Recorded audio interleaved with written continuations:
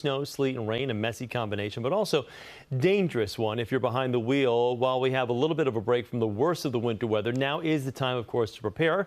And joining us now is Robert Sinclair, Senior Manager of Public Affairs for AAA Northeast. Robert, good to see you.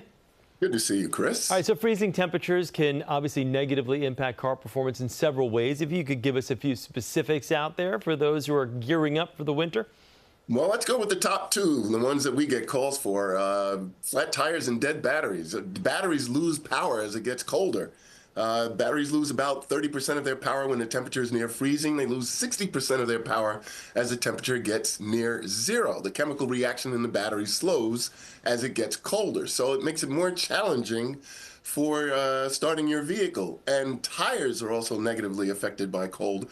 A lot of people think tires hold up the car. No, it is the air in the tires that holds up the vehicle. And grade school science, heat expands, cold contracts. So for every 10 degrees the outside air temperature goes down, you lose about 1 psi of pressure in your tires. And tires normally lose about 1 psi per month due to normal aspiration. A couple of government studies have found that probably a quarter to a third of all Americans are driving around on at least one improperly inflated tire, and that improper inflation tends to be underinflation. That can be very dangerous. Those underinflated tires can overheat, fail catastrophically, known as a blowout. Very dangerous driving situation. Yeah, those tires on your car, they don't work well unless they're inflated correctly. Let me ask you about the batteries real quick. You said how, that can be an issue, your battery kind of going dead on you. How do people kind of make sure that they know that they've got a battery that is sufficient? Is there an expiration date on batteries in cars or what?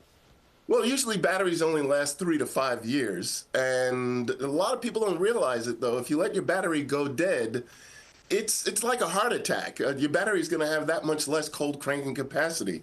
A lot of people are very casual about it. La-di-da, my battery went dead. I'll get it jumped and it's okay. No, and if it happens 2 or 3 times, your battery might not hold a charge at all. So you should get a load test performed. The technician will do a load test and they determine the output of your vehicle's electrical charging system and the strength of your battery. And that will let you know whether or not that battery will be good in these extreme cold temperatures that we're facing. Robert, here's an interesting one for you. Electric vehicles are more and more popular these days, but they come with their own set of challenges, of course. What do you recommend, and what do electric car owners have to do?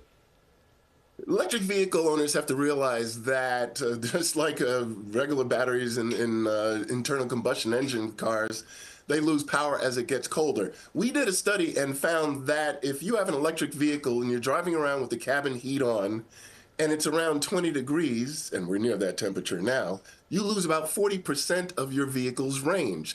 So it's important to do some things. You can precondition the vehicle before you get out on the road. Many electric vehicles will connect to your smartphone and allows you to turn the vehicle heat on while it's still being charged in your garage. That's another thing. Hopefully you have a garage that'll keep the vehicle warmer.